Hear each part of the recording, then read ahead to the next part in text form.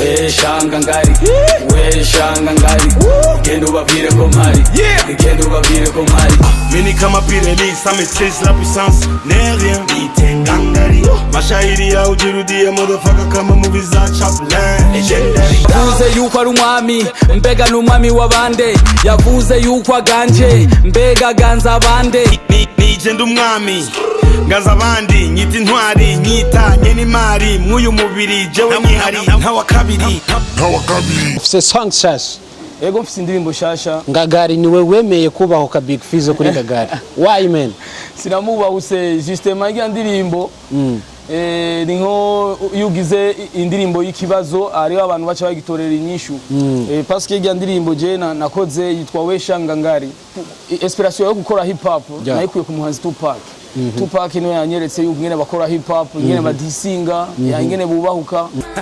First off, fuck your bitch in the click you claim. West side when we ride, come equipped with game. You claim to be a player, but I fucked your wife. We bust on bad boys, niggas fuck for life.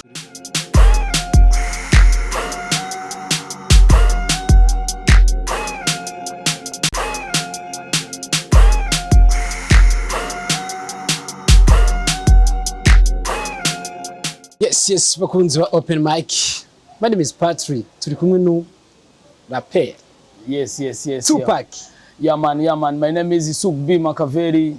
Yeah man. AKA Tupac. From Burundi. From Burundi. Yeah, I'm a real Pac from Kutoka Burundi. USA. Yes. Vipsas. Fresh sana. Meze neza. Turashima vraiment. Ikintu cikirapo aho nyene. Freestyle. Yo. Sinogutinya musani, nubaha nyagasani, sindi muto sindi gito, kuri rap ghetto, sintaranyagamye nkumezi yanje miteguro, keshi mu byo ndirimba nkaririmba nta nkimpanuro, kuko ejo zobe umustare w'agaciro. Yeah man. Are you get me? Usana Tupac man, musaniki. So navyisanzemo nasanze nsana Tupac, bakaba banyita Sugu B Makaveli. Yeah man. En fait abanyafrika turasa. Yeah, kubona je sana Tupac ari mu Burundi. Yes sir, Tupac now is back for Burundi, you know what? Man. Yeah, but Tupac was died in 96. Tupac yavuye 96. Makaveli nchandaronga indoto zo kuba Makaveli nanje gushika no musi ndachako. Bro, nigi para bro. Yeah man, I'm a skin ball, what's up? So, yo what's up? Niki ubukira kuri Tupac muri rusange. Yeah, Tupac agenda muyibukira ku mudiyo wa hip hop yakoze. Ndamukundira indirimbo nyinshi, impanuro yatanze, ingene yubatse ugwaruka, ingene yigishije abantu gutinyuka. Yeah. Gushikuno munsi turacabigendera. So ufise song shasha? Ego mfise indirimbo shasha. Ngagari niwe wemeye kubaho ka Big Fizzo kuri Ngagari. Why man? Sinamubahuse justement irya ndirimbo. Ni nko yugize indirimbo y'ikibazo ariho abantu baca bagitorera inyishu. Parce que irya ndirimbo je nakoze yitwa we shanga ngari. Ariko we shaka Fizzo. Urabivuze vraiment. Nuko nyene. Yeah man. Irya ndirimbo rero naronse inspiration kuva asohoreye guyiwe. Yasohoye ngangari, ndayibonye, ndayumviriza, ndayikunda, ndavuga ati aka gakino niko kananje ndagutema nubwo abandi banse kukwishura. Sesa abandi bamutinye kuko hajya kirazira gutinya umuntu kuyo kumubaha. Hajya umuntu umaze kumubaha ni vyiza. Ukatufata rero ibikorwa vyiwe ukavyubahuka parce que ari hajya kubera gukora natwe dukore. Sesa. Man ndabona song wambaye nka Tupac zia body ziwe za zamani. Ariko man. Yeah man.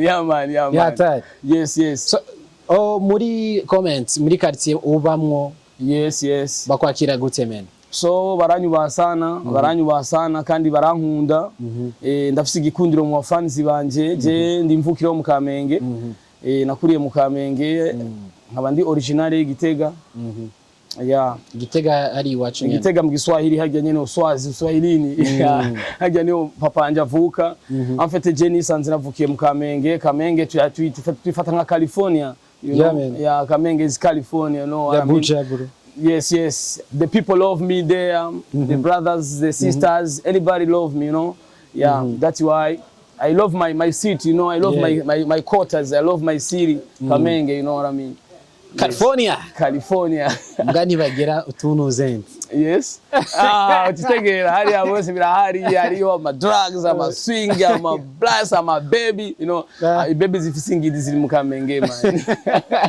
So maniga yes watanguye music ijari kwinjira muri hip hop jewe umuziki nawutanguye 1995 ico gihe twara underground twarakora ama hip hop abantu barakunda ama style ya rap hari imigwi myinshi y'abaririmbyi Run Story and Gitega yeah no Run Story is not the old man but the Run Story I know him one brothers call him Pasi was my brother sometimes we still together we smoke you know yari umugenzi wanje sana ariko imigwi yariho kera y'abarapere hariho ama nigga soul hariho one by one hariho bad boys hariho nigga singers Gitega no here Bujumbura Gitega ba old school bahariya je umuntu wanzi hariya ni nka Major So na SG bagiye n'abakera nabone inspiration wari ufise Meg je inspiration nayikuye kuri inspiration yo gukora hip hop nayikuye ku muhanzi Tupac niwe yanyeretse yuko ngene bakora hip hop ngene badisinga ngene bubahuka en fait utegerezwa kwanza kububizi kandi ukaba ubitegera en fait nta murapere yihenda hajye umurapere yakudisinze mu muziki iba ari cible nyayo ntaba yihenze inspiration nyinshi ziva mu buzima nabayeho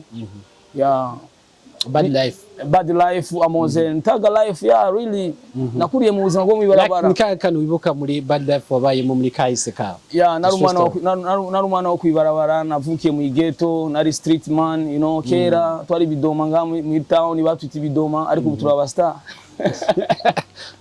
nikubashiyama kavuguta man nakubonye muri kintu since kari mukinanira abo mukunda kwita hip hop ndavuga uyu bro ifoko man ndamurondera then no musi mana yamaye ko tukaba tukiri komwe so vision yawe bro so ndanezerewe sana kubona mama yakakanya muri Akeza Net ko kugaragaza ivyumviro byanje na true story y'ubuzima naciyemo ikintu je no vuga nifuza gukora mu buzima bwanje nifuza kuba icyamamare nifuza kuba icyamamare umuziki wanje bawukunde bawumvirize bawutambe ubinyigisho ube business no kubandi abo bona umuziki wacu tungishije benshi twe twatangufate yuko kugaburira ari ukwambika bien sûr que oui umuziki numbeshejeho nundi hiri inzu parce que turasaba management utora rosa ba boss batwitaho turasaba diaspora bari hanze batwitaho mukunzi muri rusange na madame wanje akaba ari mu manager bamfasha c'est ça ndamufise parce que je suis marié tu vois man